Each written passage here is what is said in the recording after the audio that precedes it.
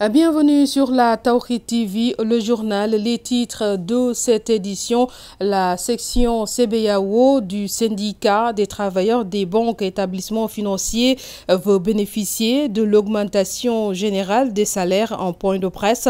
Elle a également dénoncé le refus de la direction à leur accès à leur lieu de travail à l'occasion de la célébration de la fête du travail et interpelle la direction du travail par rapport à son préavis de grève déposé. Journée mondiale de la presse, l'ancien directeur de la RTS appelle le gouvernement à l'organisation très prochaine des assises des médias selon Matar Sylla. Cela permettra d'apporter des solutions aux nombreuses difficultés auxquelles font face la presse sénégalaise. La candidature de Idrissa Seck a occasionné la sortie du gouvernement des ministres respectivement de l'élevage et des sports, des tâches désormais confiées au Premier ministre qui a procédé à la passation de service. Amadou Ba de déclarer que toutes les dispositions sont prises pour couvrir les besoins en mouton à l'occasion de la fête de Tabaski. Bienvenue à toutes et à tous dans ce rétro-flash. Donc, le syndicat des travailleurs des banques et établissements financiers du Sénégal, section CBAO, groupe Attijari Wafa Banque, qui a organisé ce mercredi également une assemblée générale suivie d'un point de presse pour demander la hausse des salaires. C'est dans le cadre de l'augmentation générale des salaires et fustige l'attitude de la direction par rapport à la célébration de la fête du 1er mai. Elle interpelle ainsi la direction du travail sur le préavis de grève déjà déposé. Suivons les détails. Aujourd'hui, au moment où je vous parle, nous n'avons reçu aucune réponse favorable d'un quelconque point de cette plateforme revendicative. Ça, c'est un.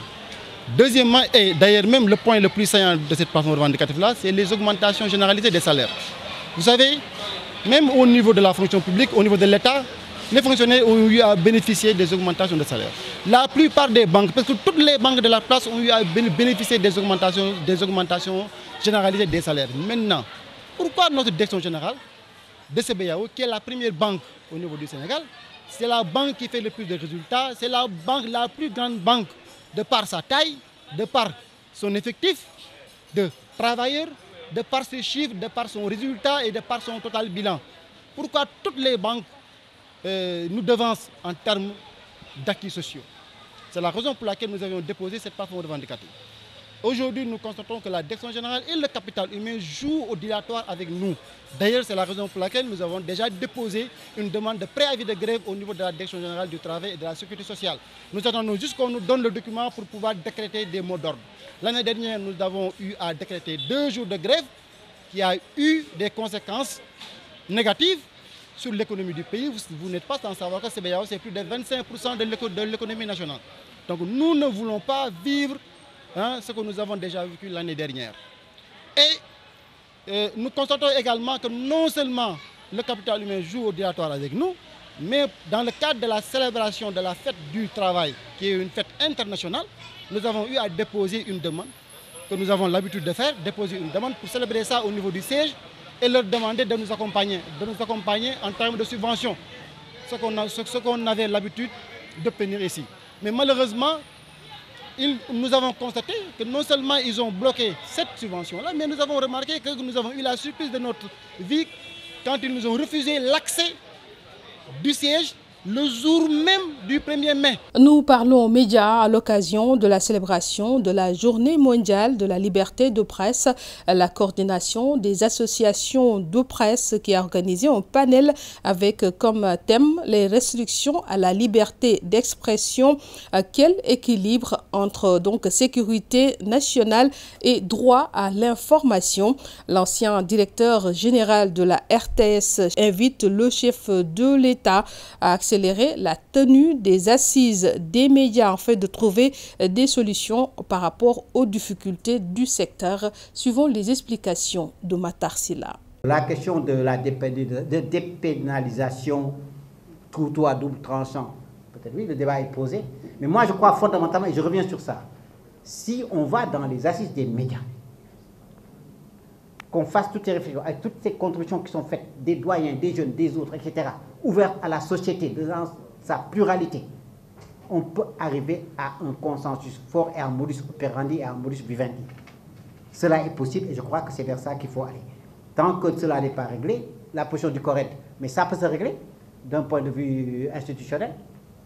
Il suffit que la loi sur la régulation donne à l'autorégulation tous ses pouvoirs, ses pleins pouvoirs, en disant lorsque le CORED prend une décision, que ça revient 2-3 fois sur le même organe, et la force de loi et l'autorité de régulation l'appliquent forcément, y compris dans les sanctions, y compris pécuniaires, qui peuvent même revenir au CORED. Donc je pense que c'est cette réflexion-là qu'il nous faudra avoir entre les types des réseaux sociaux, tous les pourvoyeurs de contenu, les gens qui fabriquent leur contenu, qui ne sont formés nulle part, parce qu'on veut avoir du buzz, parce qu'on vous dit que si vous avez un certain nombre de YouTube, sur YouTube, etc., de vues, etc., vous avez des clics, tout, vous allez être payé, vous allez avoir de l'argent, etc. Tout le monde s'y met.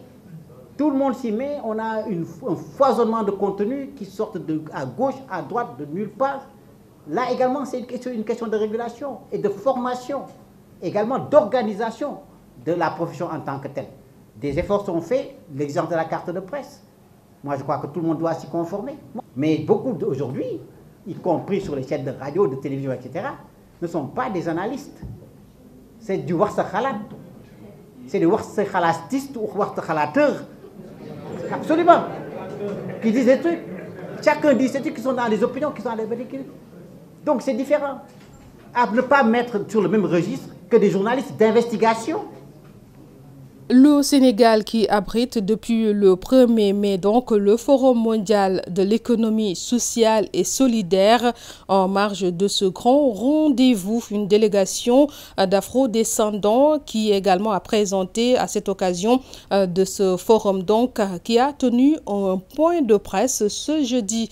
C'était au CICES pour parler des retombées de cette rencontre mondiale mais aussi de leur programme et projet en tant qu'afro-descendant pour l'Afrique. C'est un compte rendu signé Ndeye Fatouka et Youssoufa Diédhiou. Regroupé autour de 20 entreprises sociales à Montréal, Muntu a envoyé une délégation au Forum mondial de l'économie sociale et solidaire. Et pour le chef de la délégation, ce voyage est aussi l'occasion pour les afro-descendants de créer une synergie entre Africains et revoir l'histoire du continent. Premièrement, c'est parce qu'on est venu pour le Forum mondial, c'est-à-dire qu'on veut apprendre un peu plus sur l'expertise africaine et aussi partager, nous, notre expertise en tant qu'afro-descendants. Donc, ces deux solitudes, nous, on essaye à travers cette opportunité-là de participer au forum, de créer des ponts entre afro-descendants et africains. C'est sûr et certain que si on relate l'histoire, c'est sûr qu'on s'est séparés dans une situation très dramatique, très difficile, mais on est quand même en 2023. Nous, on est là aussi à travers Muntu. On est là aussi non seulement pour découvrir l'expertise africaine, mais aussi là pour certains parmi nous de faire un début vers la guérison sociale, seulement en allant par exemple à l'île Gorée, seulement en échangeant avec nos frères et sœurs africains. Donc l'idée à travers ça aussi, c'est de mettre en place une maison, la maison Muntu. Cette maison-là, puisque vous avez la maison à l'île Gorée, la maison des esclaves à l'île Gorée, dans cette maison-là, il y a la porte de non-retour. Moi, je me suis dit qu'on ne peut pas être en 2023 et puis qu'il n'y a pas une maison pour les afro-descendants, pour les accueillir de façon bien et aussi travailler, mettre en place des projets. Donc, il faut avoir une maison pour avoir une porte de retour. On est en 2023.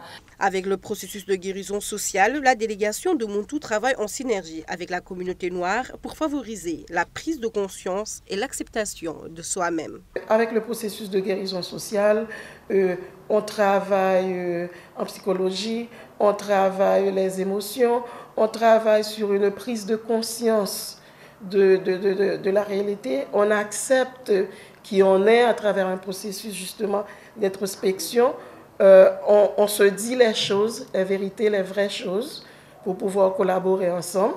Donc, socialement, ça crée, c'est être ensemble, travailler ensemble. Donc, socialement, ça libère. Ça libère émotionnellement, on est plus apte à se comprendre, à s'accepter entre nous, puisque parfois entre nous aussi, ce n'est pas juste une guérison sociale vis-à-vis des gens par qui on a été opprimés, non, c'est surtout pour nous et par nous. Outre le forum, la délégation vise à renforcer les relations entre les afrodescendants et les Africains.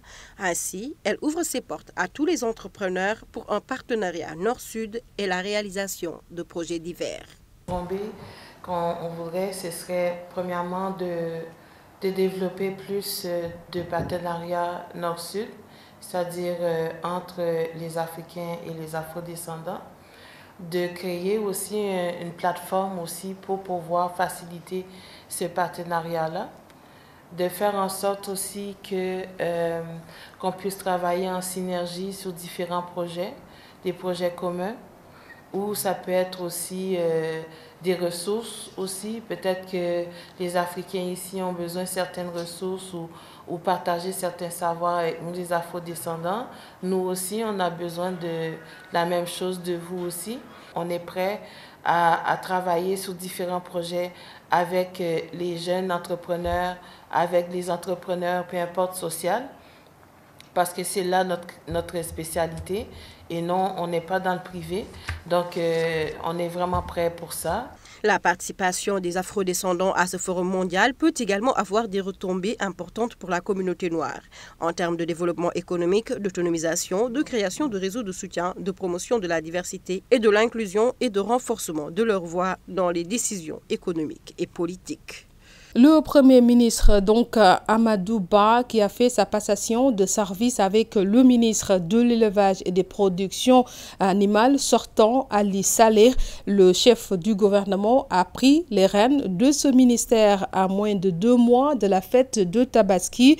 C'est la raison pour laquelle il en a profité donc pour engager tout le département, mais également en relation avec les acteurs du secteur de l'élevage, à prendre des dispositions pour couvrir les besoins, notamment en moutons lors de cette fête de Tabaski. Amadou Ba a également profité de l'occasion pour saluer le travail acharné réalisé par Amadou Saleh Diop. Je propose de l'écouter. Comme vous le savez, le secteur de l'élevage est à la croisée des chemins dans un monde marqué par la crise post-Covid-19 et le conflit russo-ukrainien. Ce contexte, assez éprouvant notamment pour les pays en voie de développement, nécessite une mobilisation de tous les acteurs autour de l'objectif de souveraineté alimentaire pour lequel le secteur de l'élevage est appelé à jouer un rôle d'une importance capitale. Cette ambition est à la portée de notre pays compte tenu de la qualité des ressources humaines du ministère de l'élevage, de l'énorme potentiel du secteur dont l'engagement des acteurs est connu pour son amélioration significative. D'ores et déjà, j'engage tout le département en relation avec les acteurs du secteur à prendre les dispositions idoines pour parvenir à couvrir les différents besoins, notamment en moutons de Tabaski. Dans cette dynamique, dans les tout prochains jours, je présiderai un conseil interministériel spécialement consacré aux préparatifs de la Tabaski 2023. Avant de clore mon propos, je tiens à réitérer mes chaleureuses félicitations au ministre Ali Saleh Diop et à toute l'équipe qui l'a accompagné avec beaucoup de professionnalisme durant sa mission au ministère de l'élevage et des productions animales. Parallèlement, M. Yankouba Diattara a également passé le témoin au Premier ministre Amadou Ba qui va désormais assurer les 2 fonctions de ministre de l'élevage et des productions animales, mais également ministre des Sports. C'est tout pour ce rétroflash sur la Tawhid TV. Merci de nous avoir suivis. Excellente suite des programmes sur la chaîne de l'espoir, la Tawhid TV.